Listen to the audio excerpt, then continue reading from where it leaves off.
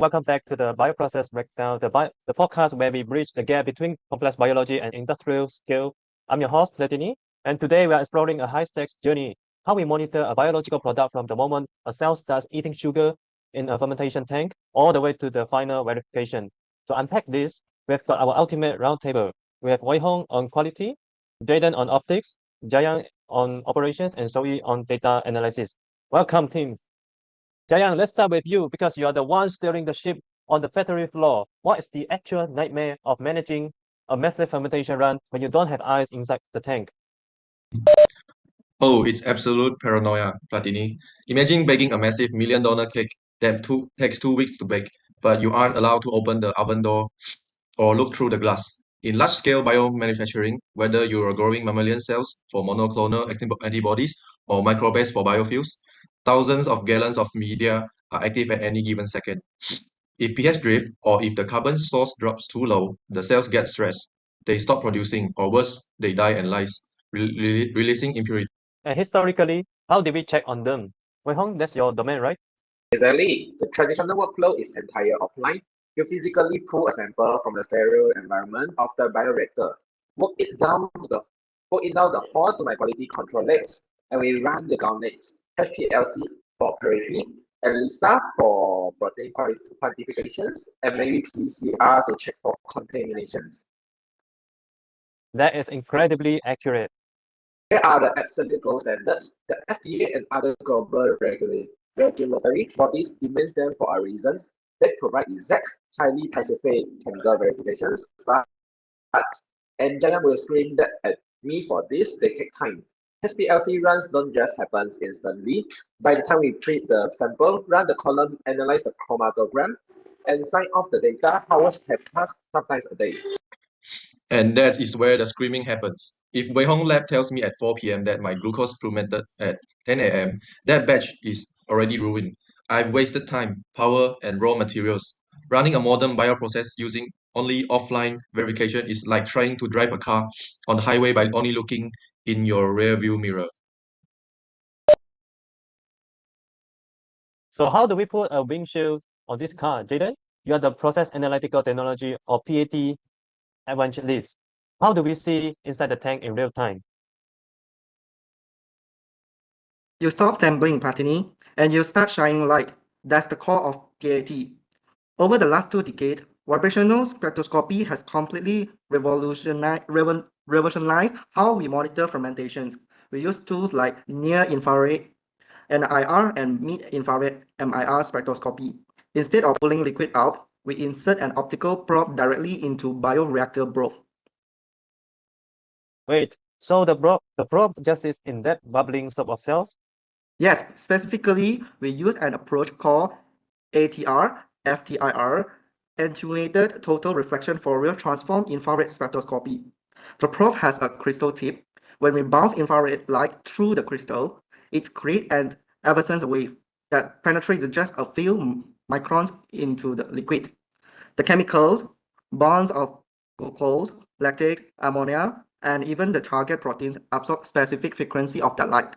It gives us a continuous, real-time biochemical fingerprint without requiring a single reagent or destroying a single cell. Continuous, so it's literally a live feed of the chemistry. Precisely, and if you couple that with highly sensitive fluorescence spectroscopy, you can dynamically track cell viability and specific biomolecules like proteins and lipids in real time without hurting a single cell. I have to chime in here because while I love Jayden's lasers, sometimes the best data comes from what the cells are breathing. We heavily rely on off-gas analysis by using mass spectrometry or gas chromatography on the exhaust lines of the bioreactor. We can monitor volatile organic compounds, carbon dioxide emissions, and oxygen uptake rates that the cells breathe out. It's an entirely non-invasive, zero-fouling look at their metabolism. If the cells choke, the off gas tells us immediately.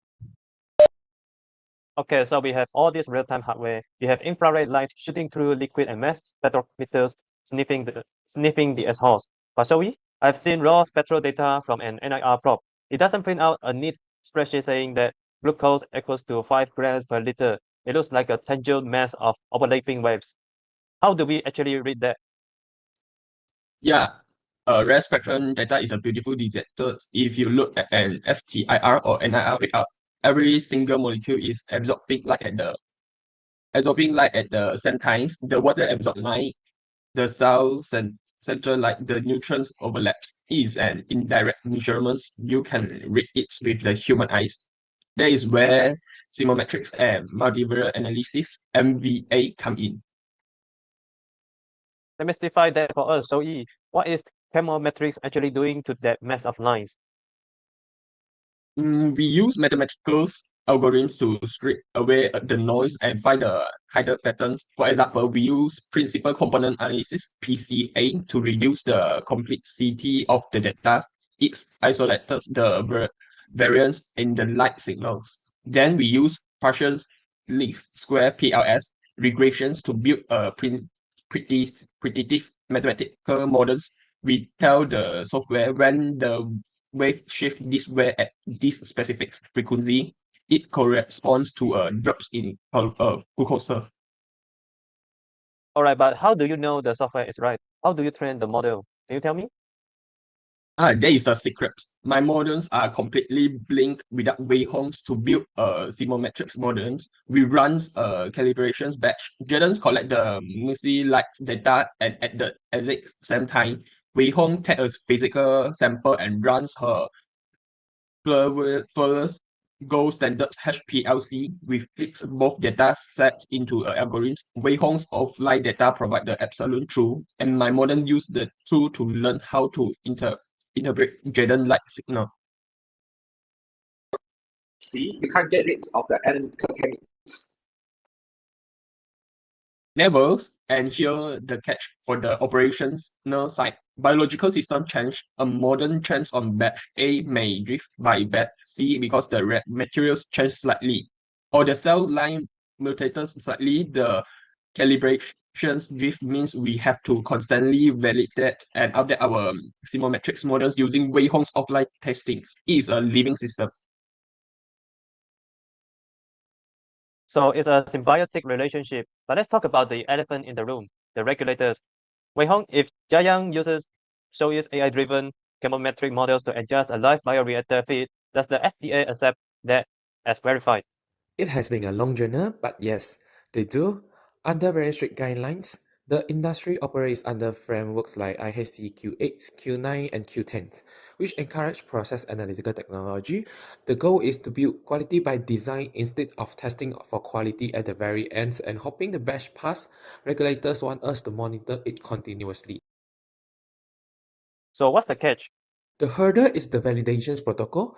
If Shou Yi changed a single variable in his chemometric algorithm, we have to prove that the model change does not introduce risk.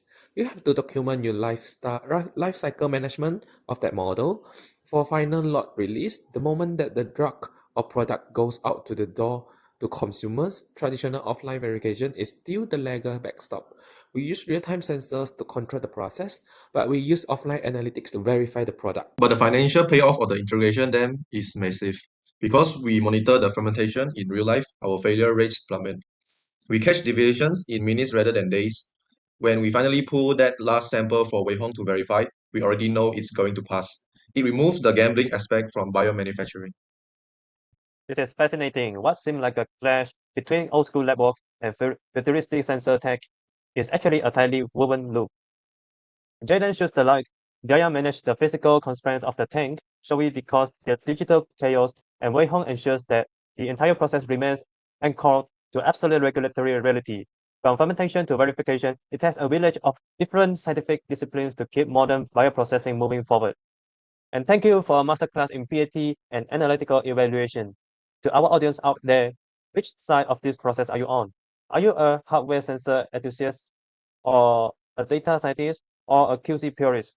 Let us know in the comments below. Don't forget to hit that subscribe button, like this video, and we will see you on the next episode of the Bioprocess Breakdown. Thank you.